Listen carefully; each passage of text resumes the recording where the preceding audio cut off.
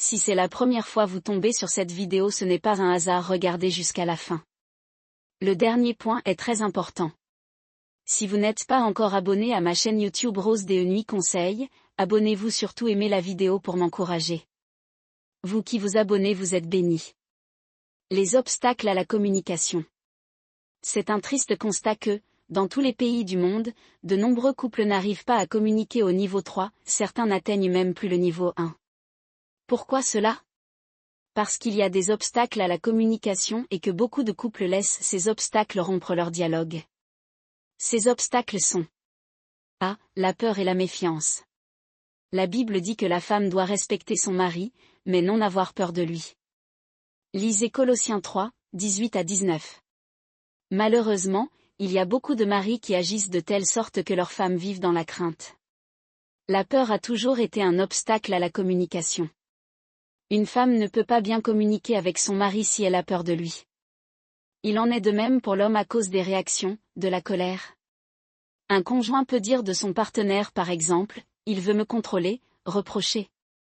S'il me dit cela, c'est certainement qu'il veut obtenir quelque chose de moi. » Quels comportements du mari ou de la femme font peur à son épouse ou à son époux ? B. L'absence d'écoute.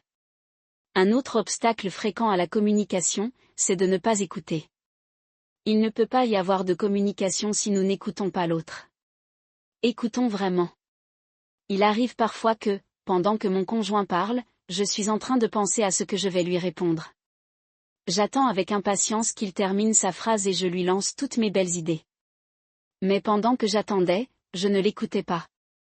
Lorsque mon conjoint me parle, je dois me concentrer sur ce qu'il est en train de dire. Et si je ne suis pas sûre d'avoir bien compris, je devrais lui demander. L'écoute attentive est l'art de chercher à vraiment comprendre l'autre. Cela exige un effort, mais si on n'écoute pas l'autre attentivement, on le décourage dans son désir de communiquer. Dieu nous a créés avec une seule bouche et 2 oreilles. Il faudrait donc écouter 2 fois plus que l'on parle.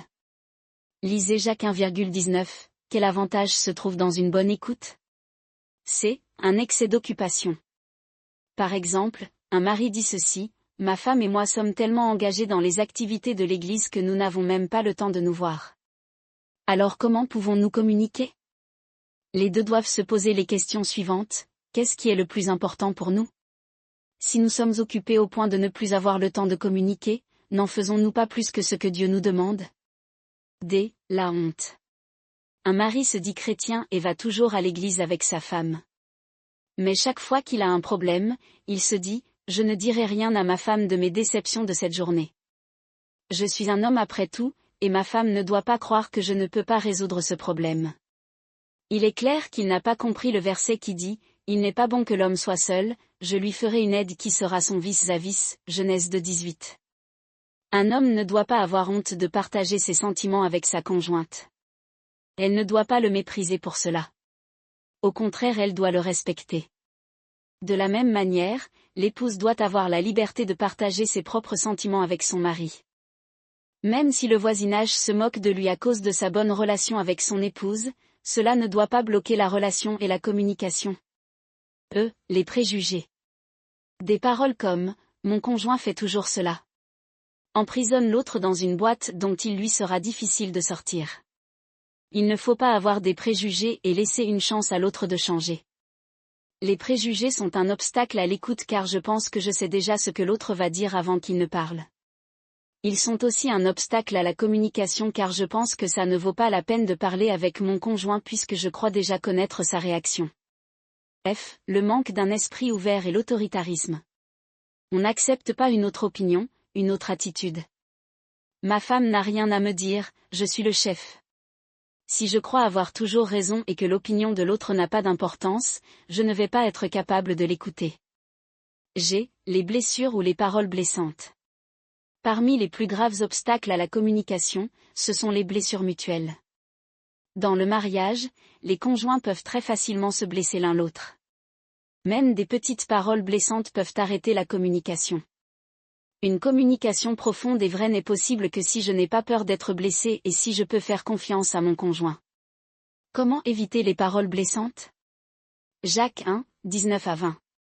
3. La transparence et la vérité. Éphésiens 4, 25, rejetez le mensonge et que chacun de vous parle avec vérité à son prochain. Éphésiens 4, 29, aucune parole mauvaise ne doit sortir de votre bouche. Dites seulement des paroles utiles qui aident les autres selon leurs besoins, et qui font du bien à ceux qui vous entendent. Qu'est-ce que ces versets expriment?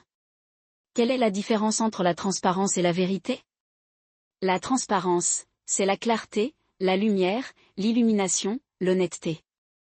Ce n'est pas seulement s'abstenir de mentir, mais c'est une qualité de vie dans la lumière, sans rien cacher à l'autre. La vérité, sincérité, authenticité, régularité. Ce qu'on dit et ce qu'on fait doit être vrai et conforme. Pourquoi est-il parfois difficile de dire la vérité? En Afrique, on a beaucoup de secrets et de tabous. En existe-t-il aussi au sein des couples? Qu'est-ce qu'il faut faire avec les mensonges, les secrets et les tabous? 4. La confiance. La confiance permet une bonne communication dans le couple. Et à son tour, une bonne communication crée la confiance entre les deux conjoints.